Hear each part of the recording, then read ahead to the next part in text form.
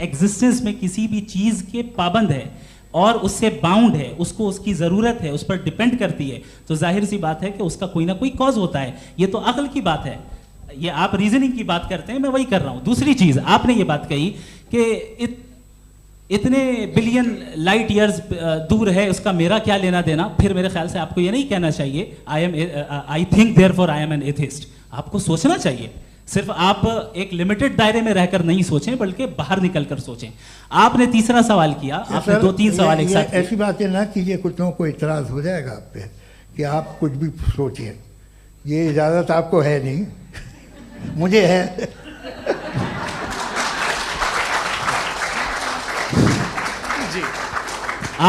आपने problem of evil के ताल्लुक से सवाल किया और बार बार आप एक लफ्ज रिपीट कर रहे हैं कि ओमनीपोटेंट गॉड है, ऑल पावरफुल गॉड है।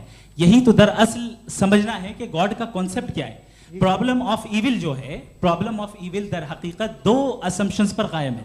अगर आप इन 2 असम्पशंस को समझ जाएं तो ये प्रॉब्लम नहीं रहेगी, आर्ग्यूमेंट आपको समझ में आ जाएगी कि ये कोलैप्स कर जाता है।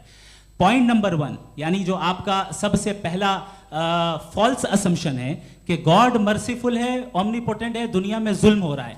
लेकिन आपको यह समझना चाहिए कि हमारे वर्ल्ड व्यू के मुताबिक गॉड सिर्फ ओमनीपोटेंट और सिर्फ मर्सीफुल नहीं है, बल्कि वो ऑल वाइज भी है और वो ऑल नोइंग भी है। उसके हर काम के पीछे हिकमत और विजडम है। ये कोई जरूरी नहीं है कि वो हिकमत और विजडम आपको समझ में आए या मुझे समझ में आए। अगर आप जो समझ रहे हैं उसके मुताबिक आप फैसला कर रहे हैं, ये लिमिटेड पर्सपेक्टिव से आर्ग्यूमेंट है। और इस चीज को हम अपनी दुनिया में, अपने लाइफ में, डेली लाइफ में इस प्रिंसिपल को एक्सेप्ट करते हैं। हम जब किसी डॉक्टर के पास जाते हैं, डॉक्टर के पास जाकर वो अगर उसने हमें कोई दवाई दी है तो हम ये तो नहीं कहते कि जब तक आपके पास जितना नॉलेज और जितना विजडम नहीं है, आपने क्यों ये दवाई दी है, तब तक हम इस चीज को एक्सेप्ट नहीं करेंगे।